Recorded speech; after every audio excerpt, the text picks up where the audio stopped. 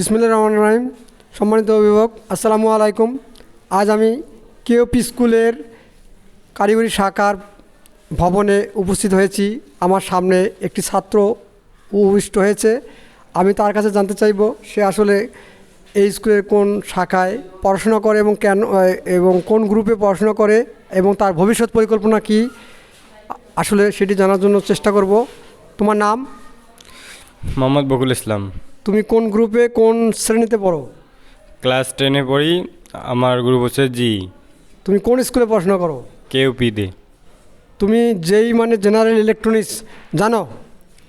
জানি। আগামীতে কি জেনারেল ইলেকট্রনিক্স থেকে পড়াশোনা করবা, নাকি এবারে যে তুমি পরীক্ষার্থী এসএসসি ভোকেশনাল 25 সালে পরীক্ষার্থী নাকি? জি। এসএসসি পাস করে তুমি কি করতে চাও? তোমার কর্ম পরিকল্পনা কি?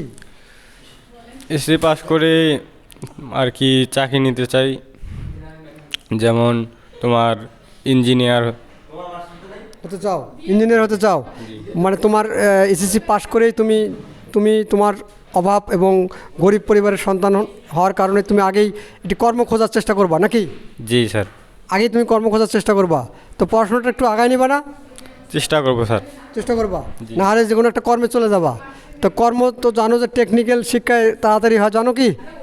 জি। তোমার বাড়িতে ভাই বোন আছে, তারা আগামীতে কোথায় ভর্তি হবে এবং তাদের উদ্দেশ্যটা কী হবে?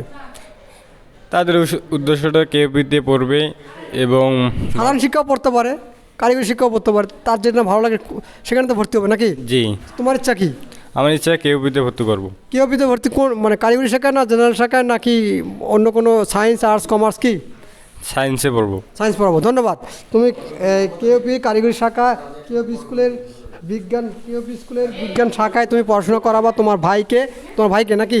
এই জন্য আমরা খুশি হয়ে আমাদের স্কুলের পক্ষ থেকে বিজ্ঞান শাখায় পড়াশোনা করার জন্য, এবং বর্তমান সরকার আবার বিজ্ঞান শাখা চালু করায় এবং তুমি তোমার ছোট্ট ভাইকে কারিগরি শাখা চেয়েও বিজ্ঞান শাখা আরও অনেক অধিক উন্নত হওয়ায় তুমি সিদ্ধান্ত নেওয়ায় আমি তোমার খুশি হয়ে এই স্কুলের পক্ষ থেকে তোমাকে একটি উত্তোলীয় পড়াচ্ছি।